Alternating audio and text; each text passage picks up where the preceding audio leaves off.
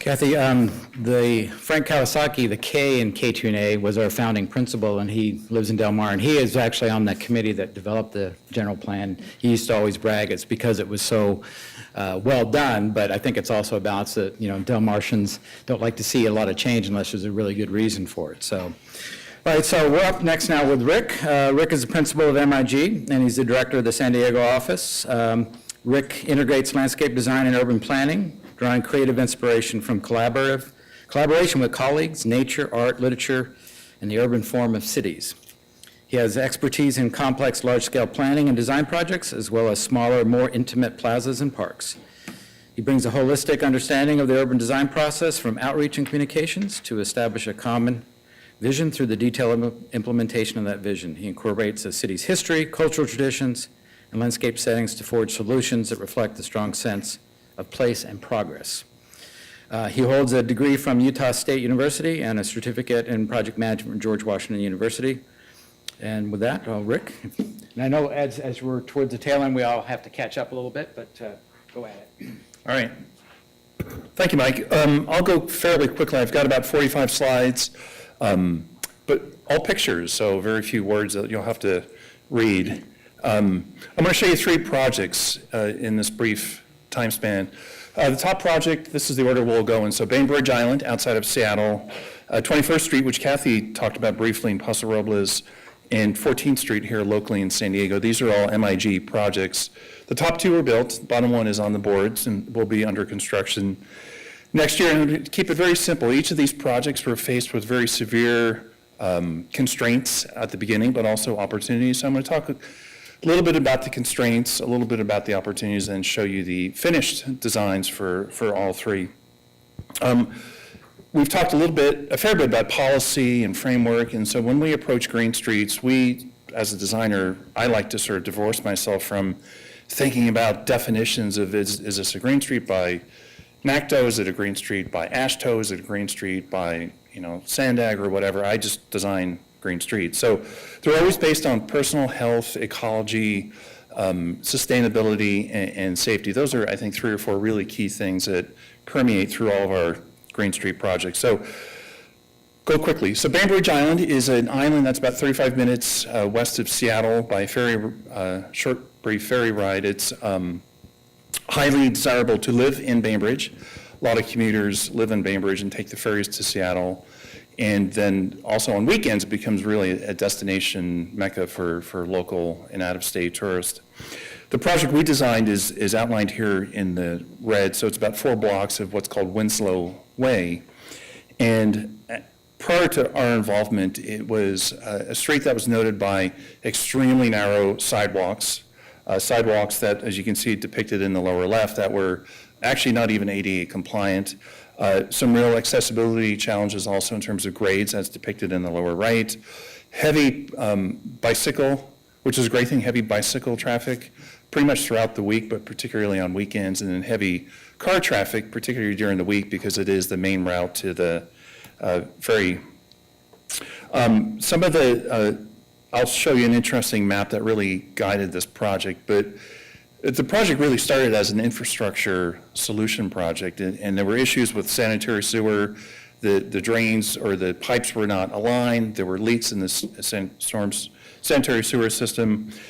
The storm sewer likewise wasn't working properly, and then water mains were needing replacement. And when the city looked at it as they began to look at this project, before it ever became an actual Green Street project, and this shows the main tenants along the street. So the first thing the city looked at was the storm drain. So there was a requirement. Actually, I think the first element of the project was replacement of the storm drain line. The second item became the sewer line. So then the city said, well, if we're going to replace the water, maybe we should look at the sewer replacement.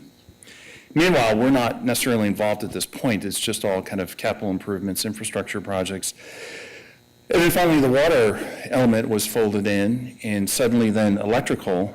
And at this point, the city said, well, we might as well just redo the whole street and just dig up the street and replace all the utilities at once, because as we know from projects in this area, and a lot of cities, the worst thing possible is to go in and put in a a water main line and then repave the street, and then 2 months later come back and dig it up to put in a sewer line. So the city had the wherewithal to actually tackle it all at one time.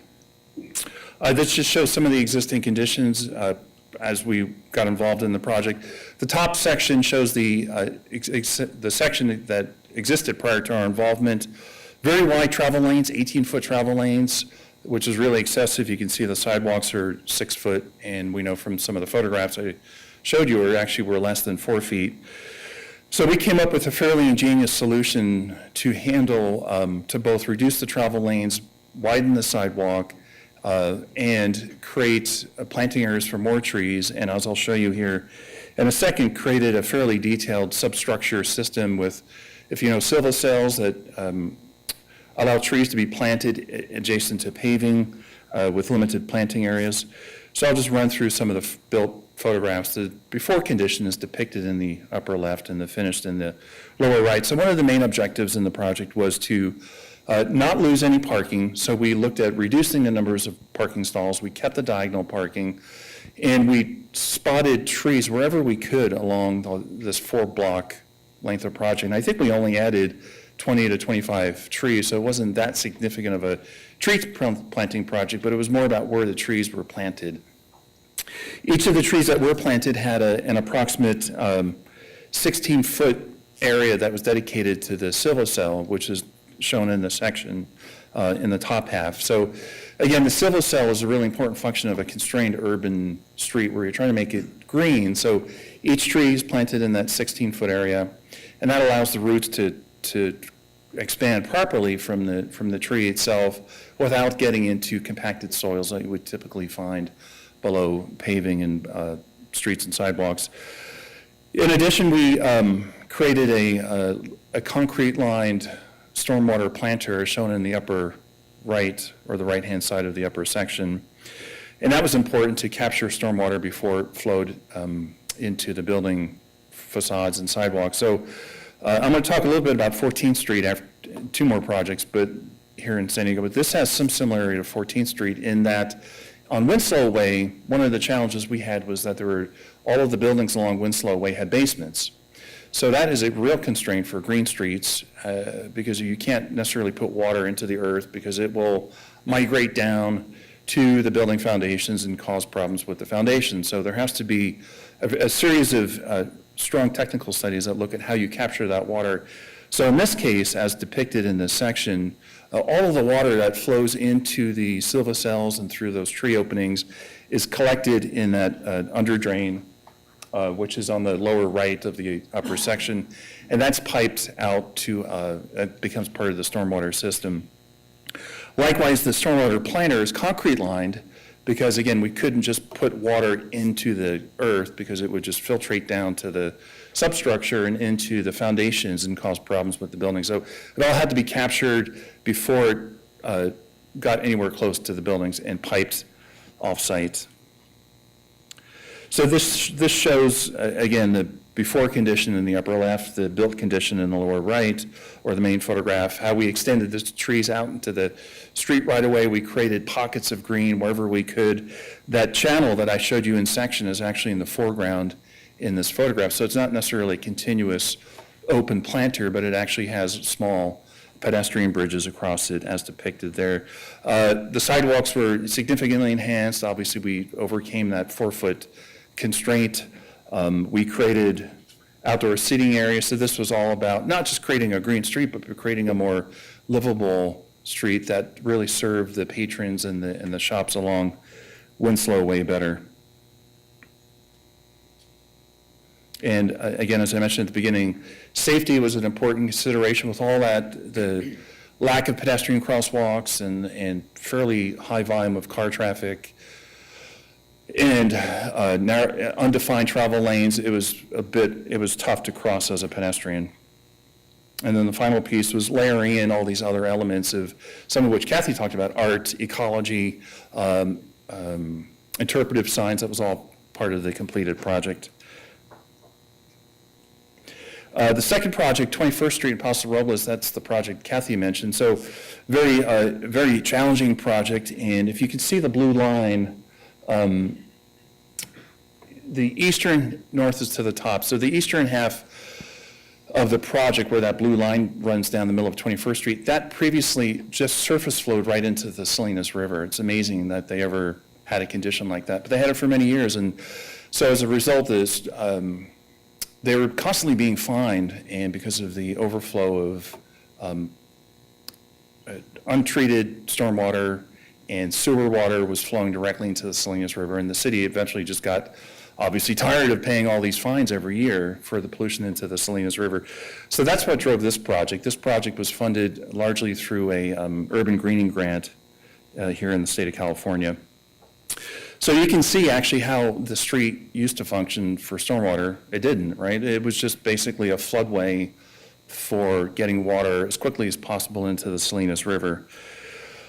We conducted a number of community outreach sessions with city, with stakeholders, with staff, with the community, and found that it was not just about stormwater, but it was about safety and green streets and all the things we've been talking about. But ostensibly, when the project first started, it was about solving the stormwater issues. Again, a comparison of the before and after. The top section is what it used to look like. Again, like Winslow Way, Bainbridge, very wide unmarked travel lanes. In fact, the exact same, 18-foot travel lanes, parallel parking, narrow sidewalks, and a lot of unimproved areas behind the sidewalk. So we actually had a fair bit of right-of-way to work with, 80-foot overall. So we came up with this solution as depicted below, where we maintained the parallel parking, maintained one defined travel lane in each direction, which is 11-foot wide, which was the minimum we could go down to. And then we created, as you'll see here in a second, the pretty unusual and I think innovative center running stormwater median channel. So this shows the completed project. The area west of Spring Street that I showed you before, where that blue line came down, is handled with a typical planted median. And in that area, the water goes into storm drains and flows into a system downstream. East of Spring Street, which is depicted in the lower left, shows that center running open channel. The city initially, actually, when we were first brought on board, they were thinking, well, the way we're going to solve this problem east of Spring Street is just put all the water into an underground pipe system and run it out eventually to other systems and into the Salinas River. And we said, well, why not daylight it? So it was actually a daylighting project before it needed to become daylighting. You know, if you know what I mean by daylighting, of exposing underground storm drain lines. We said, well, don't put it underground, just keep it open from the beginning. And it's also very unusual to run a center median stormwater swell. Most times we've tried to do that. Kathy and I tried to do that on Millennia many years ago, and we found that, well, the traffic engineers wouldn't allow you to slope the opposite direction from the cross slope because you're sloping to the number one travel lane, which is the fast lane. But in this case, since it's one lane, it was permitted. So it was a very unusual project and a very, I think, innovative solution. This is what it looks like today in a rain event. And when there's too much rain running into the median, was designed, and that's part of what that grate is in the lower right corner of the right photograph. In an extreme storm event, the water actually comes out of the channel and onto the street, and then it functions like it used to do, but that's in a 100-year-plus storm event. It's meant to function like that. The top photograph there shows you what it used to look like. Again, a broad, wide, undivided, curbless, messy street that just constantly flooded, and what it looks like below.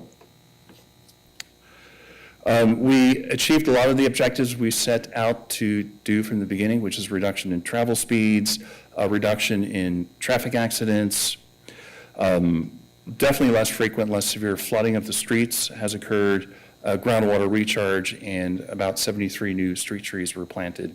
It's a really cool project. Locally here, the third project I'll cover here briefly is the 14th Street Promenade. Kathleen Brand, our great client from Civic, is in the back of the room. She's been terrific to work with on this project. The 14th Street project, or 14th Street Promenade, is a project in the East Village. It runs from City College to National. It's 11 blocks, and it's part of the Civic San Diego plan for 6 green streets in downtown San Diego. And so 14th Street is the first project to moved forward into master planning, and now we're actually in construction documents for one block of the 11 blocks, which I'll show here in a minute. So the 14th Street Promenade, some of you may have seen these images or participated in some recent walks on the street organized through the New School, but it was divided into 3 districts. This is the southerly end down by Tailgate Park or Tailgate Parking Lot. The Park District is the connection between East Village Green on the right and Fault Line Park on the left, and then the upper section is the connection to City College. Bob Sinclair, who some of you may know, he was loosely termed the mayor of East Village, a really phenomenal man who passed away a few years ago. But he was a Renaissance man who collected metalworks and objects, and he was a real estate developer. He owns the Mission Brewery building, for example. So we've been working with his estate and his family to adapt and reuse some of his collected elements. These are all pieces that he's collected over the years. This is just a small fraction of what he's collected. So that pertains back to what Kathy talked about in terms of the reuse of what I would call urban archaeology. So these are some ways we may be looking to refashion and transform some of the objects that he collected. He really focused on typography, lettering, and metal. That was really his thing. He was a metal worker as well. The other thing we're doing as part of the project, and again, is really celebrating the history of East Village. So we've got some really cool dynamic screen panels that are being planned right now that will incorporate a lot of the historic photographs of the East Village. I've spent a fair bit of time at the History Center in Balboa Park, pouring through their archives, working with their people to identify just the right photographs. Most of these that we've been using are actually from 14th Street. Quickly here, this is the photograph of the street today. This is looking from C Street, looking south, so this is from the very top of the project.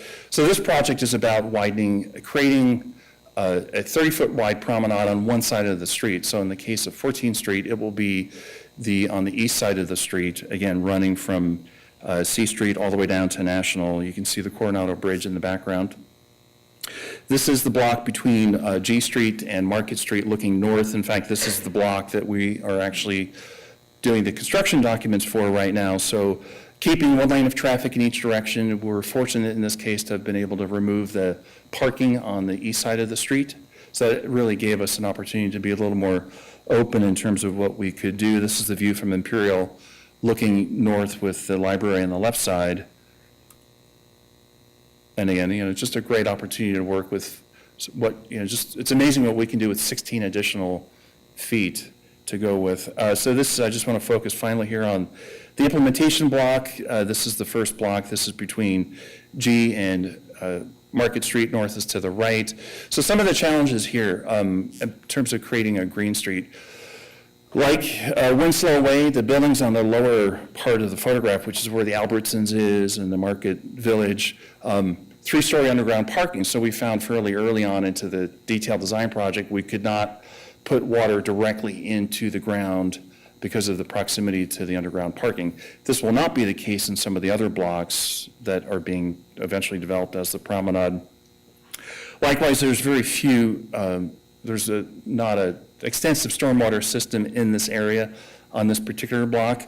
So we actually did look for a period of time of draining into a concrete line channel like we did on 21st Street or Winslow Way, and then draining it, connecting it to the stormwater system, but we couldn't because the stormwater system, the closest connection we could make was about 400 or 500 feet away. So that kind of ruled that out. So at this point, we are definitely greening the street. It is technically classified as a green street, and that is because we've reduced a significant amount of pervious surfaces, included a lot of new landscaped and DG areas that are pervious. Here's the street level view, what it looks like today. This is the block. In fact, this is just north of G Street looking north. This is the planned, what it will look like in the future. This is very up to date. The Bob Sinclair pieces you can sort of see on the right side there. We're going to incorporate those into some DG seating areas, which will be pretty exciting. And that's it for our 3 green streets.